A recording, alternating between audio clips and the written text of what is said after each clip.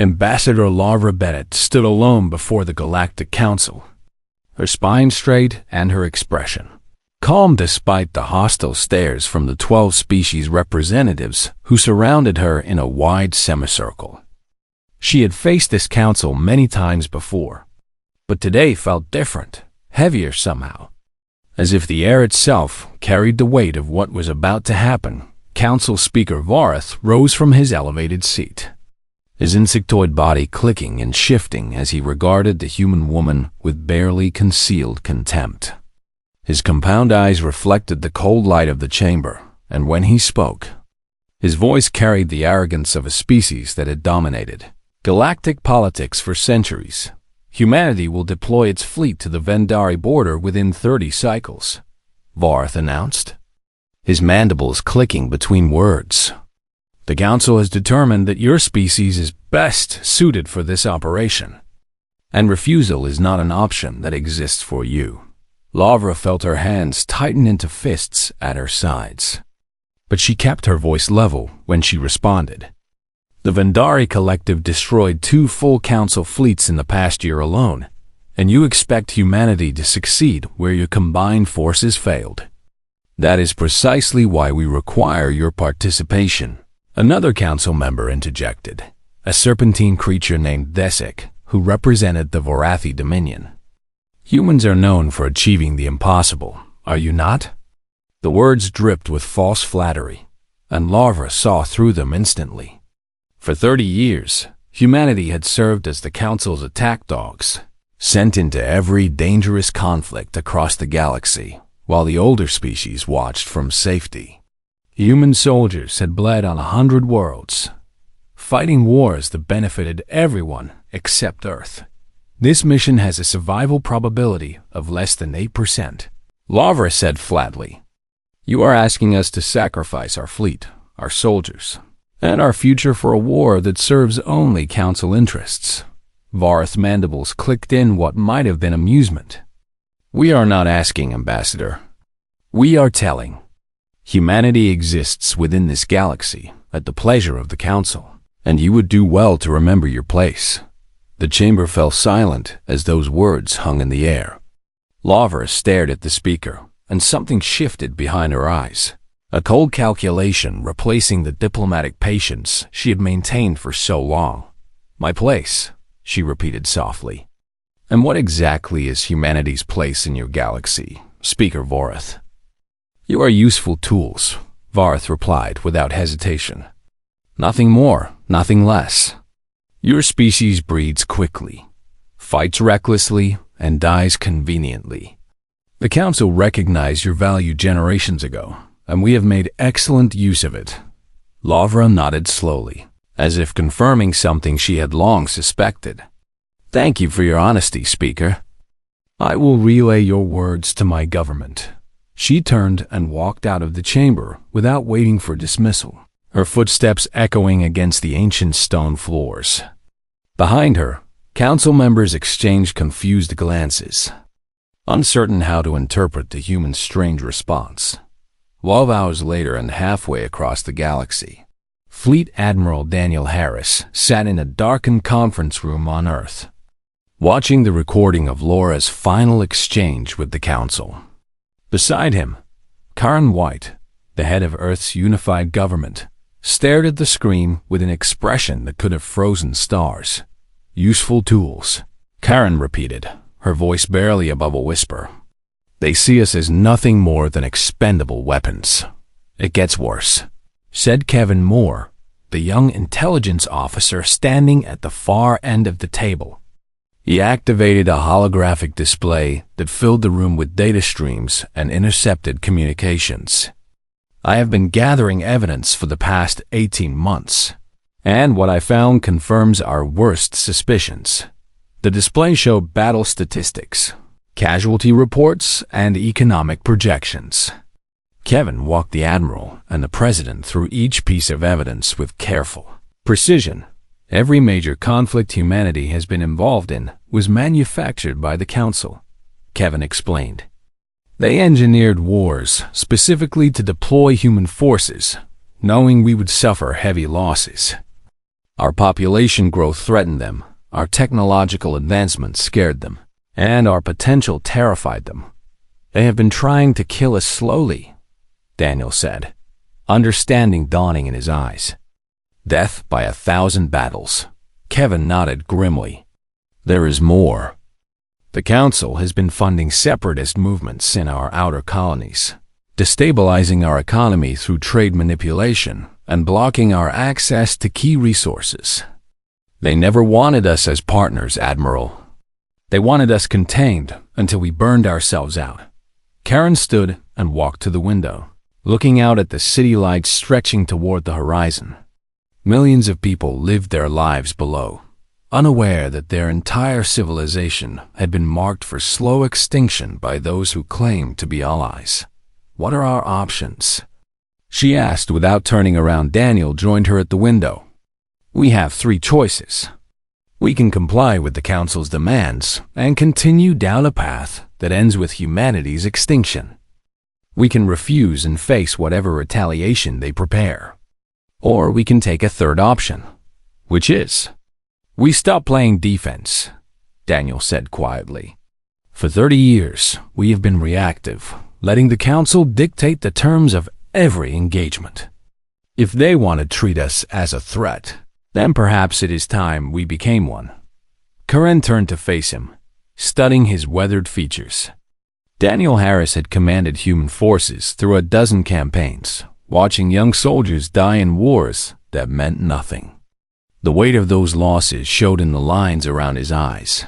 You are talking about war with the entire Galactic Council, Karen said. I am talking about survival, Daniel replied. They have already declared war on us, Madam President. They have just been fighting it in shadows while we pretended not to notice. The room fell silent as Karen considered his words. The decision she faced would reshape human history, possibly ending it altogether if they failed. But the alternative was slow death, a gradual diminishing until humanity faded from the galactic stage entirely. How long before they realize we will not comply? Karen asked. Lavra bought us perhaps 48 hours before they begin mobilizing, Daniel answered. If we are going to act, we need to begin immediately. Karen closed her eyes for a long moment, and when she opened them again, her expression had hardened into something unbreakable. Do it, she commanded. Mobilize everything we have. If the Council wants to see what humanity can do when pushed too far, we will show them. Daniel nodded and activated his communicator, sending encrypted orders to every human fleet commander across the galaxy.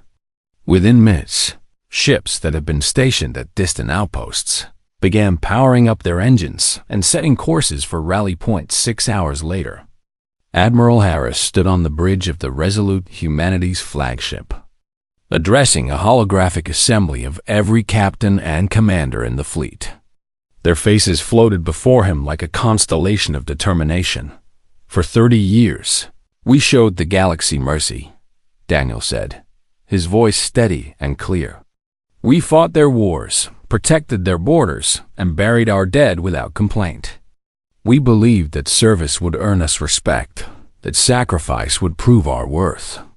We were wrong. He paused, letting the weight of his words settle over the assembled officers. The Council does not see partners when they look at us.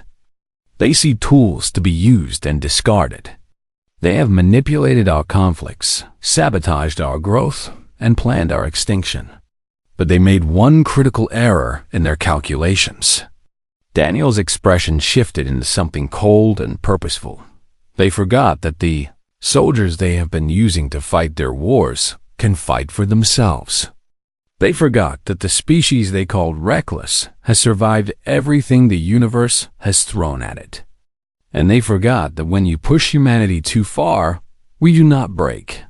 He straightened to his full height, decades of command authority radiating from his presence. We push back. The era of mercy is over. From this moment forward, humanity delivers its own judgment. The fleet acknowledged his words with a unified signal, thousands of ships responding as one.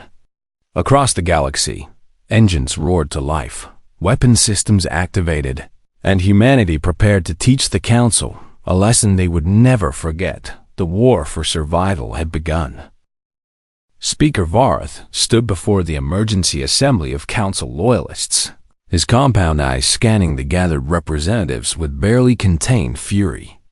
The humans had refused direct orders, an act of defiance unprecedented in the Council's long history of dominance over younger species. They believed themselves our equals. Vorth hissed, his mandibles clicking rapidly in agitation. They have forgotten that we elevated them from their primitive rock, that we granted them access to the stars. This insult cannot stand unanswered. The representatives murmured their agreement, fear and anger mixing in equal measure. Humanity had always been their most effective weapon, but a weapon that refused to obey was worse than useless. It was dangerous. Activate Protocol Sigma, Varth commanded. Every loyal species will contribute warships to form a combined armada. We will crush this rebellion before it spreads, and we will remind the galaxy what happens to those who defy the Council. Within days, the largest fleet ever assembled under Council authority gathered at the edge of human-controlled space. 7 species had answered the call, contributing their most powerful vessels to the cause. The armada stretched across space like a wall of metal and fire. Hundreds of warships carrying enough firepower to devastate entire systems. But as the Council prepared for war, Captain Michelle Grant led a small task force on a mission that would prove far more important than any fleet engagement. Wheeler Station, a trading outpost on the border of Council territory, housed over 30,000 human civilians who had suddenly become hostages.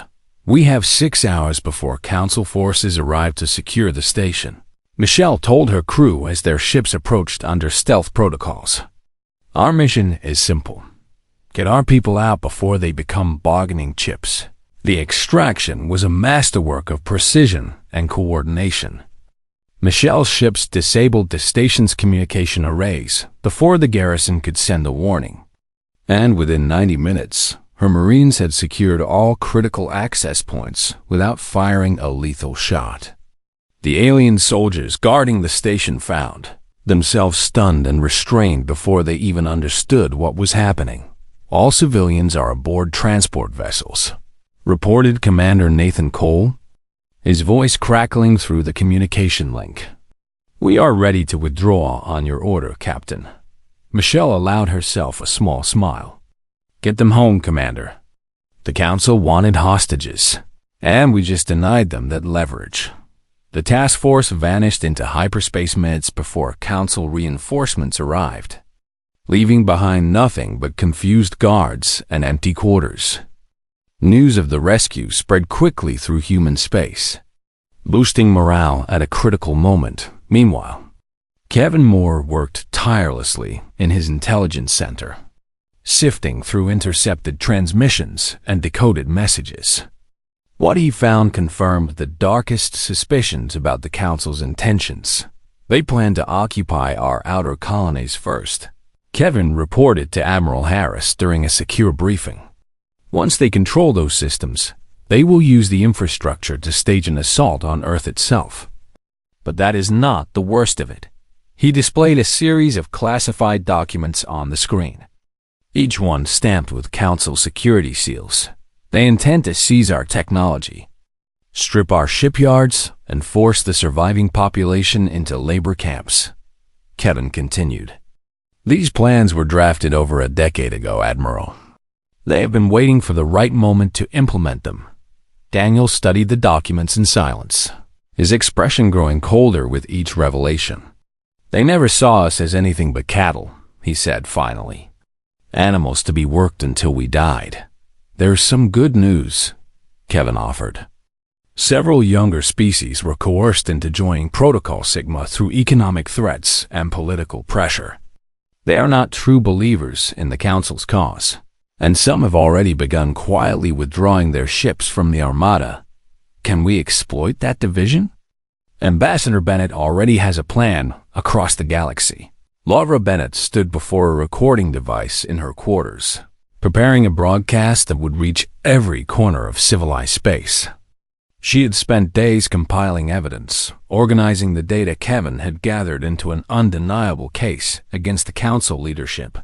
Citizens of the galaxy, Lavra began, her voice carrying the weight of everything humanity had endured. For 30 years, my people served the Council faithfully. We fought your wars, protected your borders, and sacrificed our sons and daughters for causes that were not our own. We asked only for respect and partnership in return. She paused, letting the words settle before continuing. What we received instead was manipulation, exploitation, and a plan for our extermination. The evidence I'm about to present proves that the Council has been engineering humanity's destruction for over a decade, manufacturing conflicts to drain our resources and plotting our eventual enslavement. The broadcast contained everything. Casualty reports showing impossible survival rates for human forces, economic data revealing deliberate trade sabotage, communications discussing humanity like livestock to be managed. The truth was devastating and undeniable. We did not want this war, Laura concluded. But we will not accept extinction. Any species that wishes to stand with humanity against those who would enslave us is welcome. Any species that chooses to continue serving tyrants will be treated accordingly. The choice is yours. The broadcast ended, and within hours, 3 more species announced their withdrawal from Protocol Sigma. The Council's coalition was cracking before the first shot had even been fired, but Speaker Vorath refused to acknowledge the damage. He ordered the Armada to advance on New Haven, humanity's first and largest colony world. Determined to deliver a crushing blow that would end the rebellion quickly, they are walking into a trap. Michelle reported from her position near New Haven's orbit. Our scouts detected the Armada 6 hours ago, and they are following exactly the approach vector we predicted. Admiral Harris nodded from the bridge of the Resolute. All forces maintain positions. Do not engage until they have committed fully to the assault. The Council Armada emerged from hyperspace in perfect formation, hundreds of warships arranged for maximum firepower. Their commanders expected to find a vulnerable colony defended by a handful of patrol vessels. What they found instead was a killing ground human ships had been positioned throughout the system for weeks, hidden among asteroid fields and powered down to avoid detection.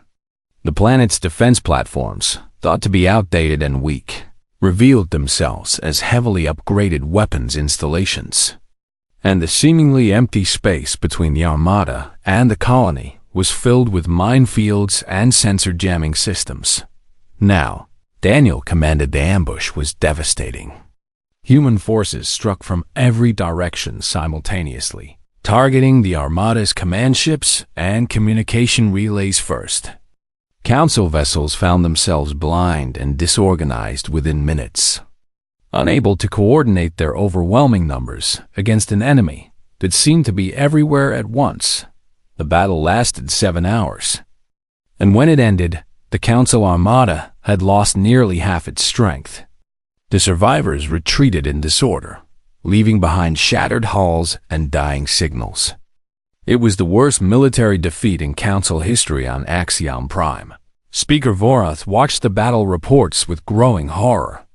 The humans had not just defended their colony, they had systematically dismantled a force that should have been unstoppable. How is this possible? Demanded Representative Vesek, his serpentine body coiling in agitation. They are primitives from a death world. They should have been crushed. Vorath said nothing, but a cold understanding was forming in his mind.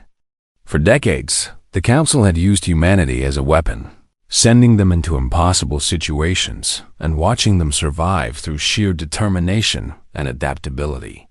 They had believed this made humans useful tools. They had never considered what would happen when those tools decided to fight for themselves. For the first time since the crisis began, Speaker Vorath felt something he had not experienced in centuries: fear. Humanity was no longer contained. and he was beginning to realize that perhaps they never truly had been. The victory at New Haven changed everything, but Commander Nathan Cole knew the war was far from over as his marine transport approached the orbital facility designated Holding Station Kappa. Intelligence had confirmed that this facility housed human prisoners captured during the early days of the conflict, and their rescue had become Nathan's personal mission. Breach in 30 seconds. Nathan announced to his squad as they prepared for the assault. Remember, our people have been in there for weeks. Some of them may be in bad shape. Some move fast but stay focused. The Marines breached the station's hull with practiced efficiency, pouring through the gaps before the alien guards could mount an organized defense. Nathan led from the front, his weapon steady as he cleared corridor after corridor. The Council forces fell back quickly, overwhelmed by the ferocity of the human assault, but nothing prepared the Marines for what they found in the holding cells. The prisoners were packed into spaces designed for half their number, given minimal food and water, and denied basic medical care. Many showed signs of beatings, and the youngest among them could not have been older than 16. They had been treated worse than animals, stripped of dignity and left to suffer. Get medical teams in here now, Nathan ordered, his voice tight with barely controlled rage. And document everything? The galaxy needs to see what the Council considers acceptable treatment for humans. One of the prisoners, an elderly man who had been a mining supervisor before his capture, gripped Nathan's arm with surprising strength. They told us no one was coming, the old man whispered. They said humanity had already surrendered and that we had been abandoned. Nathan knelt beside him, meeting his eyes directly. We never abandoned you, and we never surrendered. Earth is fighting back, and we are winning. The recordings from Holding Station Kappa spread across human space within hours, and the effect was immediate. Any lingering doubts about the necessity of war evaporated when civilians saw how their fellow humans had been treated. Recruitment centers were overwhelmed with volunteers, and industrial production shifted entirely to support the military effort. Admiral Harris received the reports in silence, but those who knew him saw the change in his expression. The Council had crossed a line that could never be uncrossed, and mercy had become much harder to justify. We are done reacting, Daniel told his command staff during the strategic briefing. From this point forward, we take the fight to them. I want systematic strikes against Council infrastructure, supply depots, communication relays, shipyard facilities. We will dismantle their ability to wage war piece by piece. Captain Michelle Grant led the campaign with ruthless efficiency. Her task force struck without warning, appearing in Council-controlled systems just long enough to destroy critical targets before vanishing back into hyperspace. Within weeks, the Council's logistics network began to collapse under the pressure. We captured their flagship Dominant Will intact, Michelle reported during a command conference, barely concealing her satisfaction. Their tactical network is now completely compromised. We have access to every communication, every order, and every secret they tried to hide. The intelligence Kevin Moore extracted from the flagship systems proved invaluable. It revealed which Council species had joined Protocol Sigma willingly, and which had been forced through threats and coercion. It showed the internal divisions and power struggles that kept the Council from presenting a unified front. The Tessari Collective and the Vorn Assembly were given no choice in this war, Kevin explained. The Council threatened to destroy their economies if they refused to participate. Their ships are in the Armada, but their hearts are not. Corinne White saw the opportunity immediately. We need to give them a way out, she said. If we can split the coalition further, the Council leadership will find themselves isolated. Ambassador Laura Bennett carried the offer personally, traveling to neutral space to meet with representatives from the reluctant species. The negotiations were tense, as decades of Council propaganda had painted humans as dangerous primitives. But Lavra came armed with evidence and patience. "We know you were forced into this war," Lavra told the gathered diplomats. "We hold no anger towards species who acted under duress. Humanity offers sanctuary to any who wish to leave the Council's coalition. And we promise that no retribution will fall upon those who choose peace." The Tessari ambassador, a crystalline being who communicated through harmonic vibrations, spoke for the group. "How can we trust your promises? The Council told us humans are vengeful creatures who would destroy any who opposed them." Lavra smiled softly. "The Council told you many things about humanity. How many of those things have proven true? They said we would be easy to defeat. We destroyed their armada. They said we would take hostages and commit atrocities. Instead, we rescue prisoners and offer mercy to our enemies. Judge us by our actions, not by the lies of those who fear us." Within days, the first refugee ships arrived in human space. Former enemies became guests, then reluctant allies as they witnessed firsthand how humanity treated those who asked for help. The Council's coalition continued to fracture, and Speaker Vorath watched his power base crumble with growing desperation. "If we cannot defeat them through strategy, we will overwhelm them through force," Vorath declared to his remaining loyalists. "Assemble every ship that still answers to the Council. We will strike at Earth itself and end this war in a single decisive blow." The assault fleet was enormous, drawing vessels from every corner of Council-controlled space. It carried enough firepower to devastate the human homeworld several times over. And Vorath believed that the threat to Earth would force humanity to surrender. Admiral Harris received the intelligence about the coming attack with grim determination. "They want to turn our planet into a hostage," he said. "We will not let that happen." The fleet meets them in open space, far from Earth. The engagement became known as the Battle of the Void, fought in the empty darkness between star systems where no civilians could be caught in the crossfire. It was the largest naval battle in galactic history, and it lasted for 3 brutal days. Human forces were outnumbered nearly 2-1, but they fought with a coordination and ferocity that their enemies could not match. Captain Grant led the offensive squadrons, striking at enemy formations with surgical precision. Commander Cole's Marine forces boarded and captured key Council vessels, turning their weapons against their former allies. The losses were significant on both sides, but humanity could absorb punishment that would break any other species. They had evolved on a world that tried to kill them every day, and they had carried that resilience into the stars. When the third day ended, the Council fleet existed only as scattered debris and surrendered ships. Speaker Vorath's flagship, Eternal Mandate, drifted powerless among the wreckage, its engines destroyed and its crew captured. The Council's military power had been broken completely, and nothing remained to stop humanity's advance. Admiral Harris surveyed the aftermath of the battle from the bridge of the Resolute, exhaustion and satisfaction mixing in his expression. They had won, but the war was not over yet.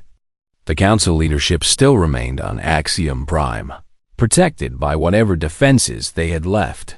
"Set course for the Council station," Daniel ordered. "It is time to finish this." Across the galaxy, the remaining Council loyalists watched their defeat unfold with growing horror. They had awakened something they could not control, pushed a species too far, and now faced the consequences of their arrogance. Humanity was coming for judgment. The great chamber of Axiom Prime had been transformed. Where Council members once sat in judgment of lesser species, a new tribunal had been assembled to judge the Council itself. Representatives from 37 species filled the observation galleries, watching as the former masters of the galaxy faced consequences for the first time in their long history. Karen White, president of Earth's unified government, had traveled across the galaxy to oversee the proceedings personally. She sat at the center of the tribunal, flanked by judges from species that had suffered under council rule. Together, they would determine the fate of those who had nearly destroyed humanity. Speaker Varth stood in the defendant's position, his compound eyes dull and his posture defeated. Around him, the remaining council leadership awaited their individual hearings, stripped of the ceremonial robes and symbols of authority that had once made them seem invincible. "We are gathered here to deliver judgment," Karen announced, her voice carrying through the chamber and across the galaxy via live broadcast. Not revenge, not vengeance, but judgment based on evidence and delivered through fair process. The accused will have opportunity to defend themselves, and their punishments will be proportional to their crimes. The trial lasted 3 weeks, and during that time, the galaxy witnessed the full scope of council corruption. Evidence of manufactured wars, economic sabotage, political assassinations, and the planned genocide against humanity was presented in careful detail. Survivors testified about conditions in detention facilities, and intercepted communications revealed the contempt council leaders had held for the species. They claimed to serve of Earth's defense was built on arrogance. He insisted that the council had maintained stability through necessary measures, that humanity was indeed a threat that required containment, and that any actions taken were justified by the greater good of galactic civilization. "We kept peace for 1,000 years," Vorath declared during his final statement. "The methods may seem harsh to those who never bore the burden of leadership, but they were necessary. Humanity's rise threatened everything we built, and we acted to preserve order." Kevin Moore presented the final piece of evidence in response: the complete documentation of the biological weapon program, including recordings of council members enthusiastically discussing the extinction of human populations. The chamber fell silent as Vorath's own voice echoed through the space, describing humans as vermin to be eliminated. The verdict was unanimous. The council leadership was found guilty of crimes against sapient species, including conspiracy to commit genocide, manipulation of sovereign governments, and the systematic exploitation of peoples under their authority. They were sentenced to imprisonment on a barren world at the edge of known space, stripped of all power and privilege forever. "This sentence is not delivered in anger," Karen declared. "It is delivered in recognition that those who abuse power must face consequences. The Council's crimes were committed against all species, and justice must be seen to be done. But we do not condemn entire peoples for the actions of their leaders. The species represented by these criminals are not our enemies, and we will work alongside them to build something better." Admiral Harris oversaw the dismantling of the Council's military infrastructure with methodical precision. Warships were decommissioned or transferred to species that needed protection. Weapons platforms were deactivated, and the shipyards that had produced tools of oppression for centuries were converted to civilian manufacturing. "What do we do with all of this?" Michelle Grant asked as they surveyed a vast depot of confiscated military hardware. "There is enough firepower here to conquer half the galaxy. We do exactly what we promised," Daniel replied. "We distribute it to those who need defense and destroy what serves no peaceful purpose." Humanity did not fight this war to become the new oppressors. The transition was not without challenges. Species that had lived under council authority for generations struggled to adapt to a galaxy where decisions were not handed down from above. Economic systems that had been designed to benefit the Council needed complete restructuring, and old grudges between species threatened to erupt into new conflicts without a central authority to suppress them. Ambassador Laura Bennett spent months traveling from system to system, mediating disputes and helping former rivals find common ground. She carried no weapons and claimed no authority beyond her ability to listen and suggest solutions. Slowly, trust began to build where suspicion had reigned for centuries. We propose a new framework for galactic governance. Lavra announced at a gathering of species representatives on Axiom Prime. Not a council that dictates from above, but an assembly where every species has equal voice. Humanity will participate as one member among many, with no special privileges. And no claim to leadership, the proposal met with skepticism from some quarters. Species that had watched humanity dismantle the most powerful military force in galactic history questioned whether humans would truly accept equality. After demonstrating such overwhelming strength, you could rule us all. Observed the Tessari ambassador, the crystalline harmonics of their voice carrying honest confusion. Your fleets are unmatched, your soldiers undefeated, and your people have proven they will fight without hesitation. Why would you choose partnership over dominion? Lara smiled, a gesture that had become familiar to diplomats across the galaxy, because ruling others is not what we want. Humanity fought this war for the right to exist as equals, not for the privilege of becoming tyrants. We have seen what happens when one species claims authority over all others. And we have no desire to repeat those mistakes. The new Galactic Assembly held its first session 1 year after the fall of the Council.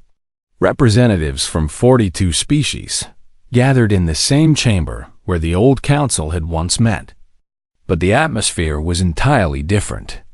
There were no elevated thrones for privileged species, no ceremonial displays of dominance. Every delegate sat at the same level, and every voice carried equal weight. Admiral Daniel Harris stood on the observation deck of the station, watching ships arrive from across the galaxy. Freighters carrying trade goods, passenger vessels transporting diplomats, and yes, warships that now served as peacekeepers rather than conquerors.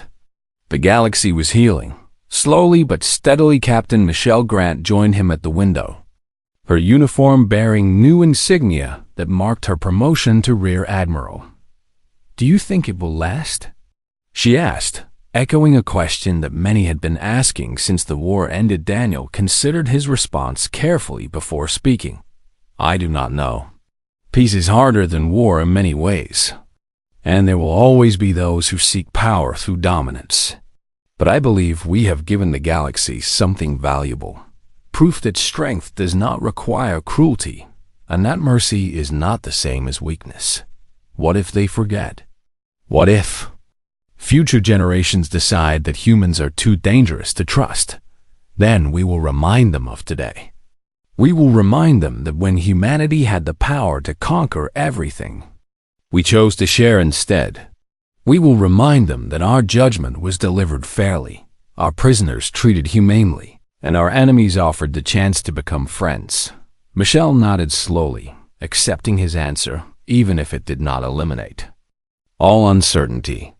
"I suppose that is all any of us can do. Give the future the best foundation we can, and trust that those who follow will build on it wisely." Inside the assembly chamber, Ambassador Lara Bennett took her seat among the gathered delegates. To her left sat a representative of the species that had once tried to destroy Earth, and to her right sat allies who had stood with humanity through the darkest days of the war. They were building something new together, something that had never existed before in galactic history. The first motion of the new assembly was symbolic but powerful, a formal declaration that no species would be considered superior or inferior to any other, and that all peoples of the galaxy possessed the right to determine their own futures. It passed unanimously, witnessed by billions watching across countless worlds. As the session concluded, Lavra stepped onto the observation deck to join Daniel and Michelle. The three of them stood in silence, watching the endless dance of ships and stars that represented everything they had fought to protect.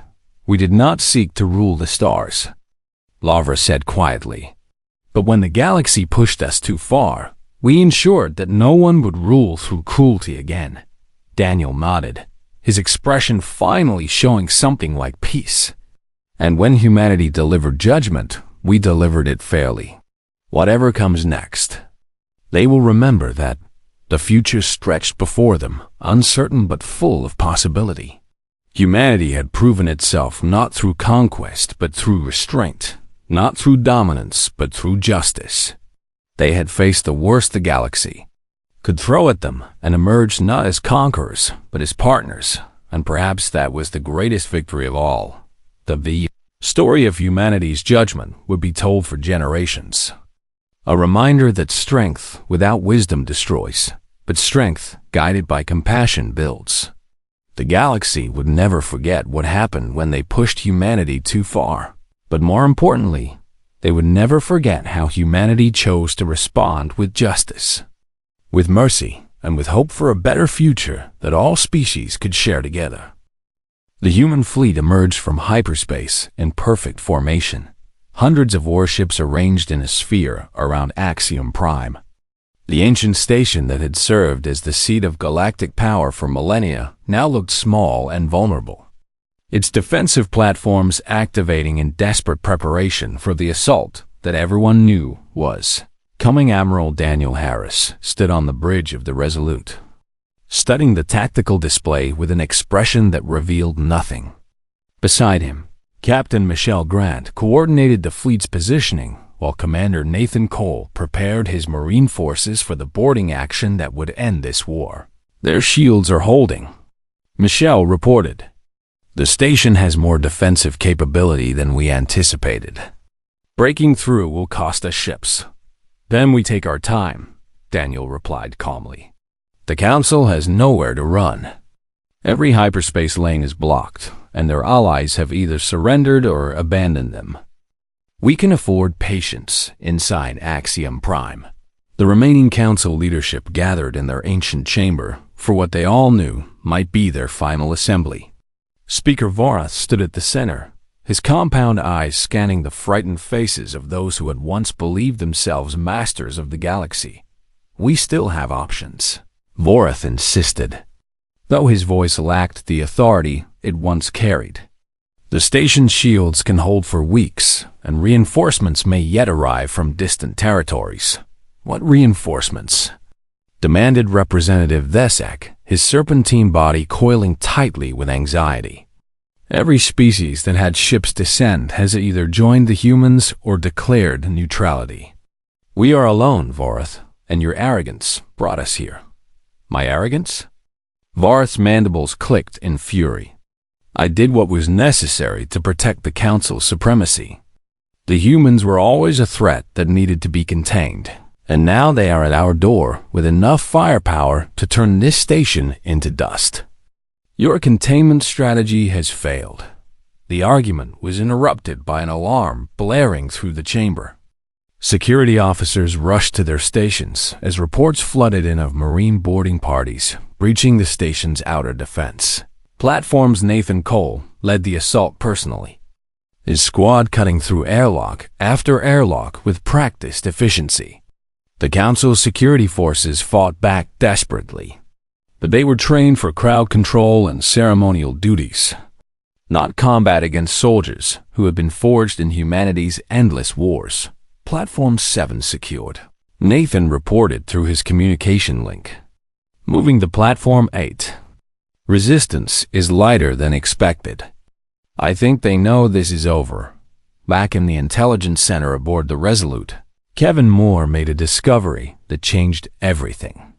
Hidden among the Council's classified files, buried under layers of encryption that had taken days to break, he found documentation of something that made even his hardened stomach turn. "Admiral, you need to see this immediately." Daniel arrived at the intelligence center within minutes, and Kevin displayed the evidence on the main screen without preamble. The files described a biological weapon, engineered specifically to target human genetics. It was designed to spread through population centers like a disease, killing within days while leaving other species completely unaffected. They were going to deploy this if conventional warfare failed, Kevin explained, his voice hollow. The weapon was manufactured in secret facilities across Council space. Enough was produced to eliminate every human in the galaxy. Daniel stared at the screen in silence for a long moment. This was never about politics or power.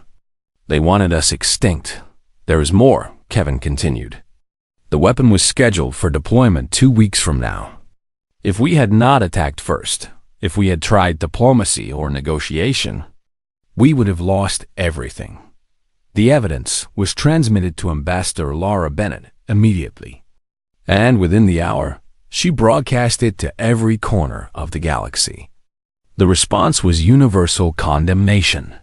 Species that had remained neutral now declared support for humanity, and those who had reluctantly served the Council abandoned any remaining loyalty. They planned genocide, Laura announced in her broadcast. Not as a last resort, but as their preferred solution. The Council leadership intended to murder billions of innocent people, simply because they feared what humanity might become. This is not politics or war. This is evil, and it must be answered. On Axiom Prime, Speaker Varth watched the broadcast with something close to panic. The evidence had sealed their fate more surely than any military defeat. There would be no negotiated surrender, no political compromise. Humanity would demand justice, and the galaxy would support them. We must destroy the evidence, Varth commanded.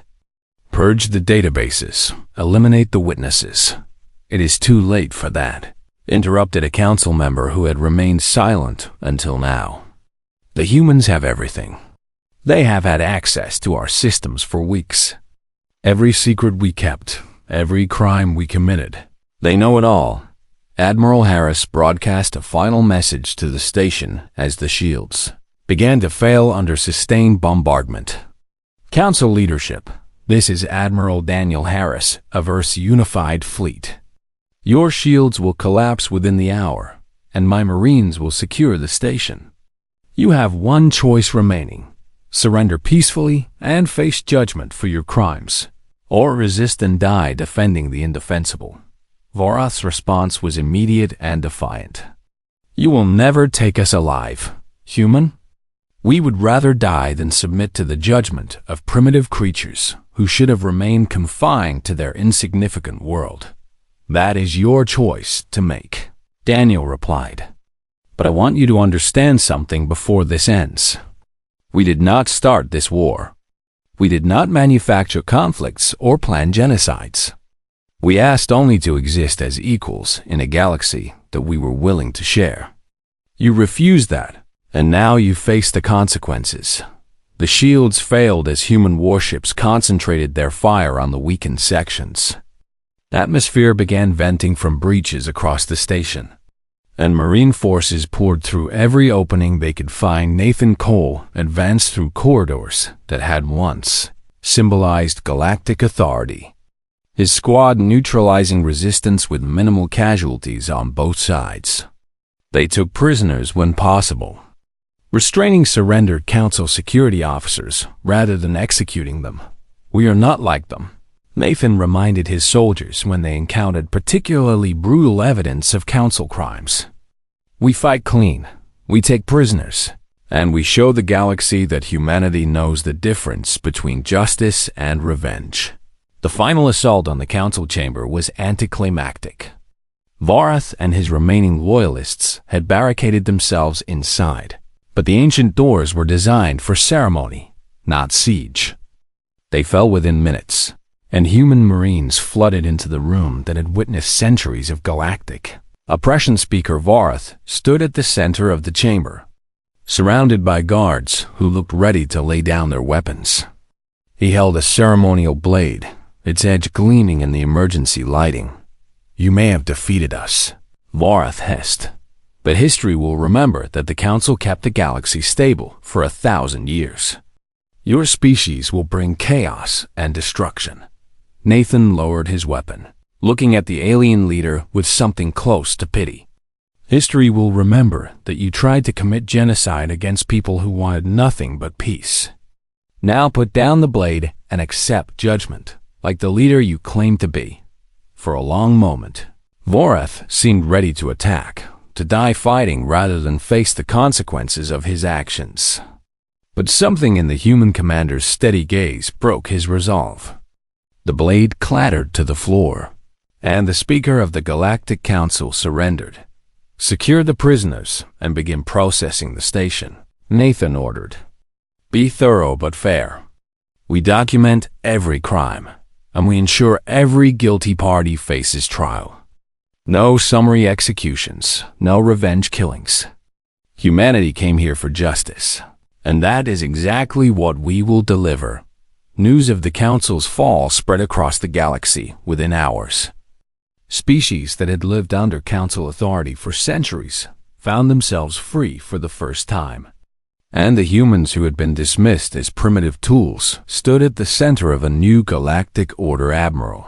Harris looked out at Axiom Prime from the bridge of the Resolute, watching the lights flicker as human engineering teams restored the station's systems. The war was over, but the harder work was just beginning. "What happens now?" Michelle asked, joining him at the observation window. "Now we show the galaxy what humanity does with power," Daniel replied.